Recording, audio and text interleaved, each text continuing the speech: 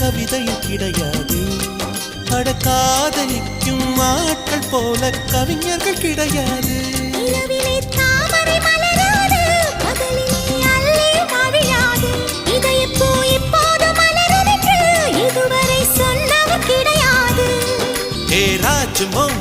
ரம்பா ரம்பா உன்னை எடக்கெட தங்கம் தர துடிக்கும் நெஞ்சம். கைகள் தொடாமல் கண்களால் நெஞ்சை பந்தாடினாய்.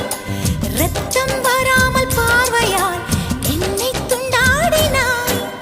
மலரே ஒரு வார்த்தை பேசு இப்படிக்கு பூங்காற்று.